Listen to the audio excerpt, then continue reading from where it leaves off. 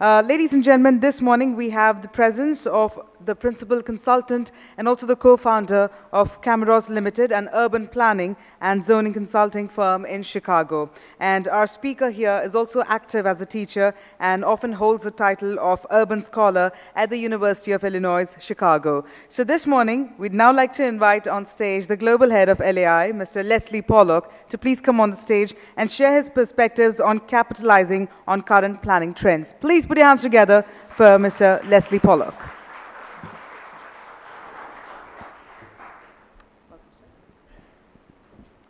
Thank you and good morning. Before I begin my discussion of planning trends, I'd like to do two things. One, I'd like to echo earlier statements and express my regards to Mr. Anil Hatkar, who worked so hard to structure this presentation and conference for the next 3 days, but unfortunately could not be with us. Without him, we wouldn't be all here right now. So thank you, Mr. Hatkar. The other point I'd like to do is expand a minute on the notion of LAI, which the initials stand for Lambda-Alpha-International. It's actually started as an academic fraternity in the United States for dealing with issues of land economics. You know, as in India, we have many associations that allow for architects to meet, or for appraisers to meet, for financiers to meet, for realtors to meet. But this LAI is an opportunity for people of all these disciplines to meet and share ideas. We're all interested in the land, and we all bring differing expertise to this venture. And the interest is great that we're able to be here in India, and we owe it to Mr. Hatkar, because his thought was, how do we begin to create that kind of interaction here as well? And we're represented by actually 5 international presidents who are present here. And if I could ask them to rise, there's Tim Yeomans from Sacramento, California. There's Larry Lund from Chicago, Illinois. There is Phil Bonham. I don't know if Phil's in the room right now, from Vancouver. And you will see and hear from Steve Gregg from Los Angeles, who is the current president. Just a few words about what this organization is. It's 23 chapters. We're spread through North America and the United States and Canada. That's where we originated. And we operated on a notion that all real estate is local. Everybody who wants to deal in real estate really is dealing in a particular area, whether it's Mumbai or whether it's Pune or whether it's Delhi or wherever. But things have changed now, and real estate isn't just local anymore. Real estate is global. And that is why we are trying to expand the notion of this organization so that all of us who are members have, in essence, a global network of peers who we can meet with, talk with, share ideas with, and share work opportunities with as well.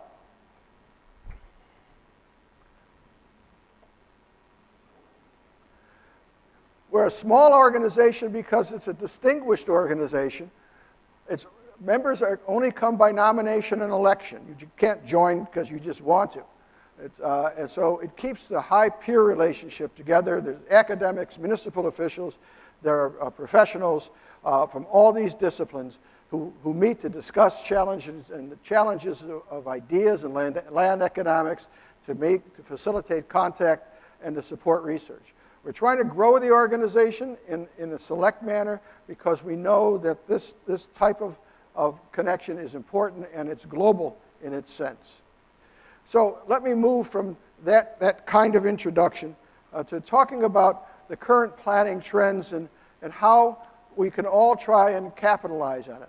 One of the interesting things about my comments today is they don't apply specifically to Mumbai or specifically to India. They are global because we all share the same global problems, although some of us have greater challenges than others. And with the size of the population and the numbers of cities in India, the challenges are indeed great. If we look at Mumbai and we fly into Mumbai, you know, we see a region that is controlled and structured by its own challenges. We have the challenge of geography, that peninsula, the island, as it's referred to, which is very constrained in terms of development. And we know that the development there is structured by history. It evolves over time, and we know that it is continuously evolving through the nature of its economy. Now, when we fly into Mumbai, we see this exquisite city from a distance and this great new infrastructure that's there. But as Minister Kesekar had mentioned, the issue in planning is less on facilities than it is on improving the quality of life for people in the area that you're planning for, whether it's the state or it's the city. Because when we strip away the veneer of distance, we know the challenges that are in front of us. We know the tremendous transportation congestion and transportation challenges that we have. We know the housing challenges that we have, from high luxury housing to housing that's in extremely poor condition. And how do we address that issue? We know that we're altering our environment through greenhouse gases, and that the growing levels of pollution is not only bad for our health, but it's bad for the environment, and it's bad for the city. And we know that in the face of this, while people may not want to migrate to the city, they are. And if we look at this simple graph, which is out of date actually, you can see that urbanization nationally is at a point where we're better than the state of India, nation of India is better than 1/3 urbanized. So it might be 50% here in Maharashtra, but across the entire country, this is quite a challenge to have to deal with. So we have a whole series of common challenges that we have to face. And the only way you can face a challenge is by knowing where you're going, to be able to have a strong vision about the direction so we know how to make the investments in facility, how to make the investments in people, and how do we make the investments in the environment to move forward to that vision. And that means careful structure of growth management, managing the growth, not let the growth manage us. Now, the government has three big levers that it has to deal with. It has policy, the rules that it makes for its decisions as to where it's going to allocate its money. And it has capital that it can spend on a particular infrastructure. And it has regulations to set the rules for that development. But even with all those, we know the challenge is great. And you look at this map, we know there's at least 30 cities in India that's 1 million and over. There's probably more, but on the date of this map, there were 30 cities at 1 million and over. Well, maybe 1 million small when you take a look at the numbers in Mumbai, but 1 million is a lot of people in one place, and the management issues are really challenging. We look in, we know that we just can't think about the city itself. We know we have to think about the regional pattern, and when we look at the structure of Mumbai, we see there's these corridors that need to be served. But we can't think about the city by itself. We have to think about the city in a broader sense. Because if you look at this map here and you look at those two red areas, this is Pune and Mumbai starting to grow together.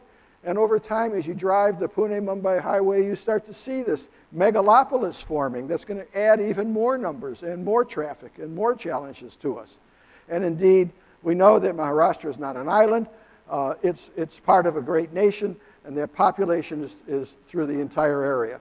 So looking at that, we need to figure out how to create and implement plans. There's two general ways, depending upon the nature of your economy and your politics. There's directed development. Some nations are very strong in terms of the requirement that it's a top-down directed form of development. It's a command economy set by the government, set by yearly plans or multi-year plans. And then there's other forms of approach which are really facilitated development, where we're driven by market economics. I would think that here in India we're driven by market economics more than we're driven by a command economy. And that means that we have to merge together these three big spheres of finance, politics, and technical work in order to be able to make a decent plan. It can't happen only by the government. It can't happen only by business. It needs to happen through a coalition of both the business that invests and the government that helps to guide. So in that context, I think that there's 4 key trends that we ought to think about here. And the list is there: the democratization of planning, sustainability, the jobs, housing, balance, and transportation efficiency. Let me speak about each one of these for a moment. The democratization of planning is really critically important. Planning is not a top-down business. You cannot command how to make a plan. If the technicians decide that this is what the plan will look like, and it's made without connection to the community, the members of the community, that plan fails. That plan fails because it won't be supported. If it's really a challenge, it'll bring out the worst in people. So we need to find ways to make sure that our planning process is built around a consensus that comes from the people in the community where the impact of the planning is to be felt. This is critically important for us to do. This means that we've got to look at decentralized decision-making rather than centralized decision-making. This means we have to think about local economics, not citywide or regional economics as it affects an area. And we need to build this in for the community. And this is a new planning paradigm that's being addressed throughout the world. And if planners aren't thinking this way, the plans aren't going to get carried out. So we need to bring the community into the planning process. We need to make sure that our visions are regional and local, not just global in terms of what the whole city could look like. We need to think about a strong vision that connects these decentralized programs or these local planning visions together for implementation. We have to build consensus from the bottom up, not from the top down. And in that manner, we'll be able to empower the private community and empower redevelopment. This is a major change in planning that's actually sweeping through the globe, if you will, and especially in strong democracies such as India, it becomes a critical approach to making things happen rather than just making plans.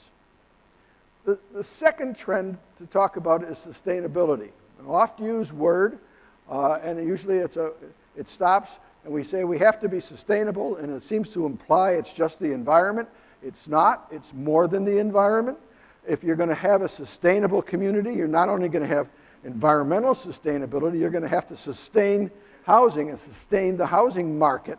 You have to sustain the transportation system, and you have to sustain and keep a growing market going, because the market has to be a jobs machine that produces jobs for people, that feeds the economy.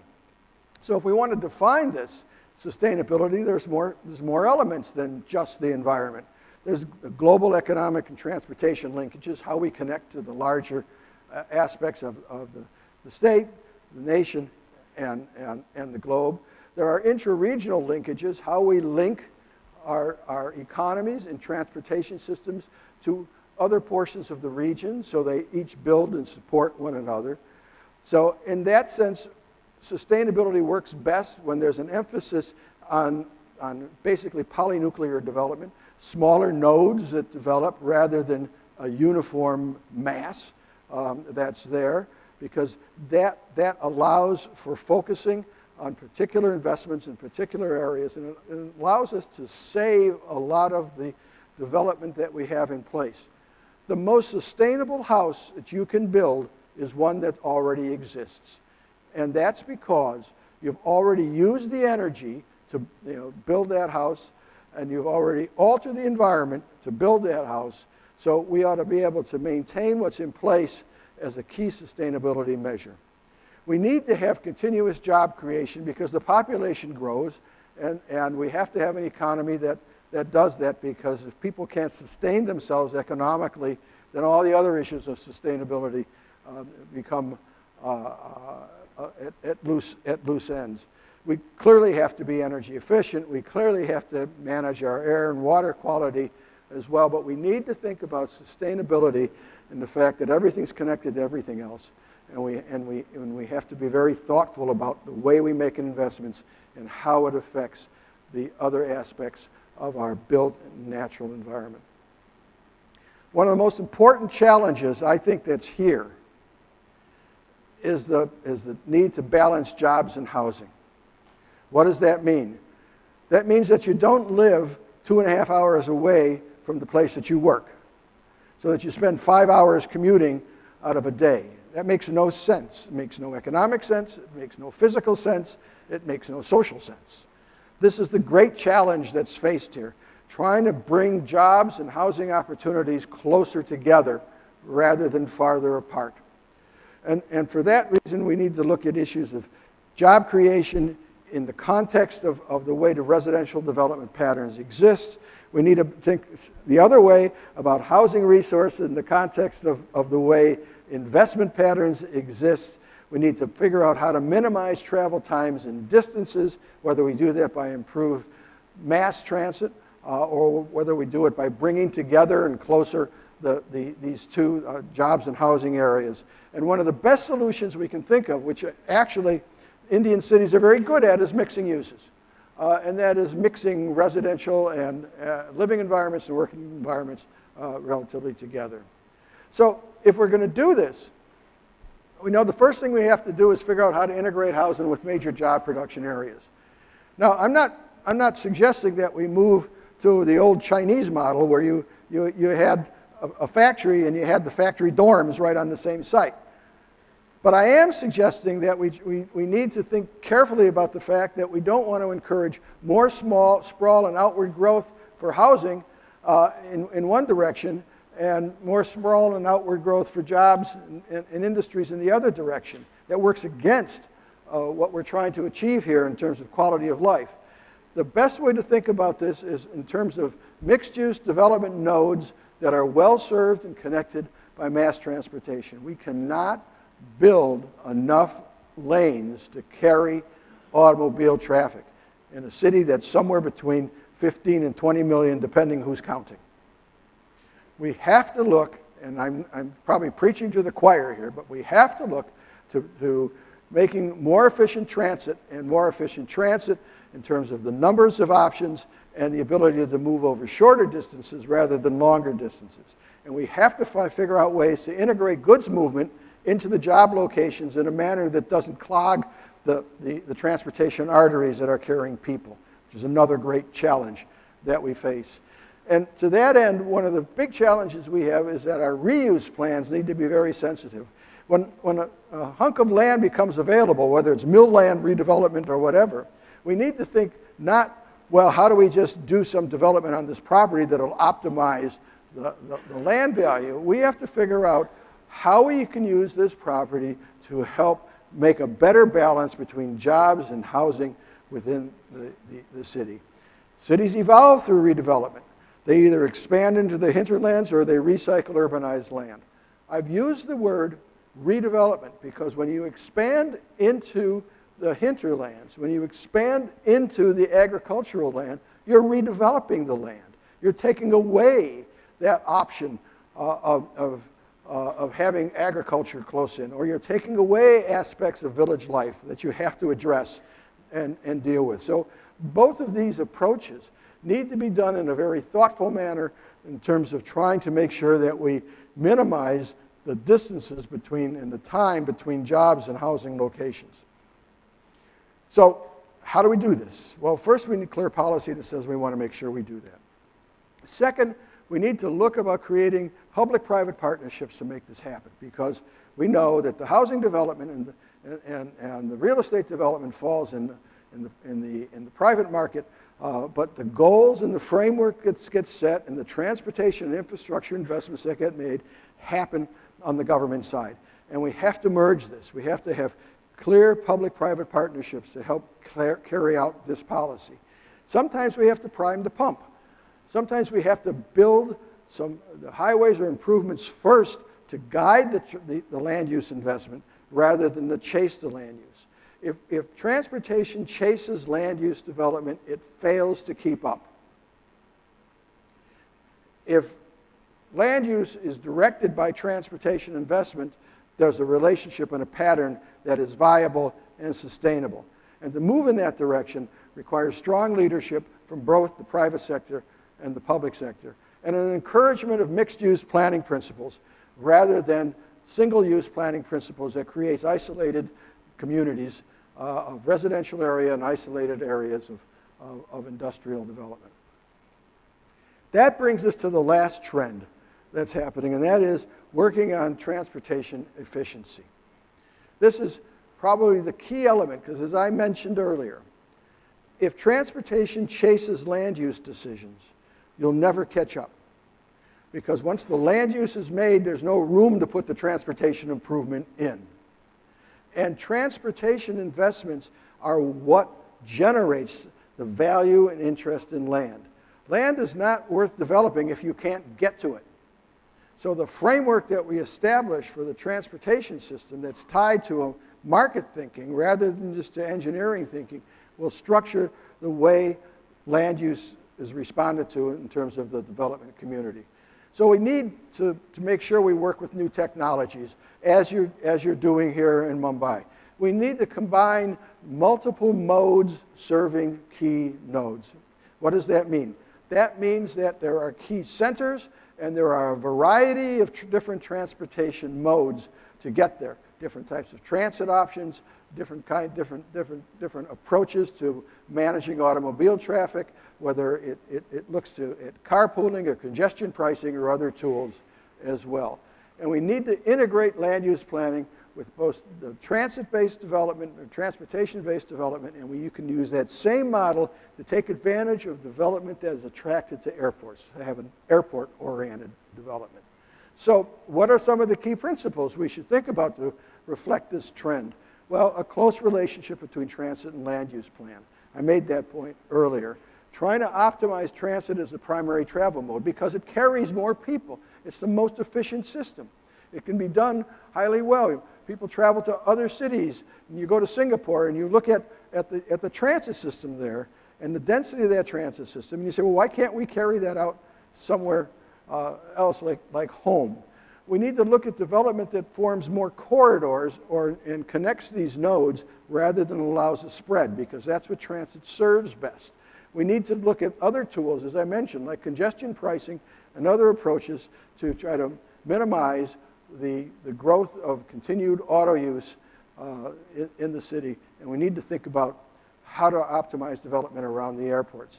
We have new technologies emerging. They're exciting new technologies. It's how we use them to do this.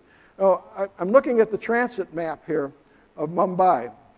What's interesting in the transit map is that you see that we reflect the key corridors, and then there's a few crosslinks. But it's not as dense a transit mode as you would like. Let me give you an example. We're looking at Paris here. Now, there's a system that's built from the late 19th century on. But that circle, and that circle is the center of Paris. It's about a 2-kilometer radius, or ellipse, that's there. And in there is the metro. And the goal when that system was built is nobody had to walk more than 500 meters to get to a transit stop. Think of that. If all you have to do is walk 500 meters to get to the transit stop, you don't need the car. You can move around with great agility. You can transfer between lines and get where you're going. And that's the kind of goal that we're all looking to achieve here.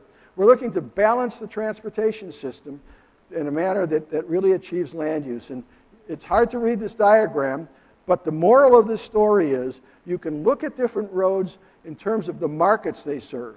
The heavier roads serve, in this example, serve metropolitan markets. So they're the busy streets, and therefore you want the major centers to be located near those interchanges because you can get the most people there. The lesser used roads are for the lesser used areas of town, and you have to devise that scale, because if so, you can relate it to the kinds of land uses that are attracted to those locations, because business invests their money based upon accessibility. How easy is it to get to the area? How much am I willing to pay for the buildings and development I want to have? So there's different ways to look at development impacts. You can create centers, you can create corridors, you can create a grid. Very purposeful thinking, because they organize land use in a very specific way. You know, if you're going to space your transportation far apart and not have stops any more than a kilometer apart, you're probably looking at a series of centers. If you space those stops closer together, you start to build a corridor. There are a bunch of little centers that come together to create the corridor. And if you really want ubiquitous movement, you build a grid system to allow things to move in all directions. So there's ways to think about transportation to achieve land use goals and to achieve certain quality of life goals as well. Even at the airports, you can do this as well, because we have this great investment in a wonderful new airport, and we should be looking at how to create facilities for businesses that are really oriented to that mode of transportation. Again, to try, if we can, to minimize distant travel to get to points. Now, it's not easy to solve when you have one airport serving a whole region, but it's an issue to be considered as well. So, in summary, what the trends are about now is working to create a sustainable region. That region should have a broad vision that they could hold on to, that vision is related to a constituency for planning, and that means a series of smaller constituencies where the planning has been developed by them and supported by the community, and then united in one larger vision. The process then is as important as the product. How plans are made and how decisions are made is critical, because the tool here is to build consensus. If we're able to get consensus among the residents of a village or a neighborhood or a larger community that certain things should be done, then they'll be able to be done. But if we try to deliver the answer to a community, that answer may be answering a question that's not in their heads, it's only in your heads. So we need to focus on that. Because if we bring forward a plan with strong leadership and advocacy from the bottom up, then the private sector will be able to step in and begin to implement public policy in that direction, because many of the barriers to investment become removed. The time barrier to make something happen, the support barrier within the community. And so these trends, the notion of democratizing the planning process, of maintaining sustainability, of reducing the jobs housing difference, of increasing transportation efficiencies, are being felt across the entire world, and indeed there is no better place to apply these than here in Mumbai. Thank you.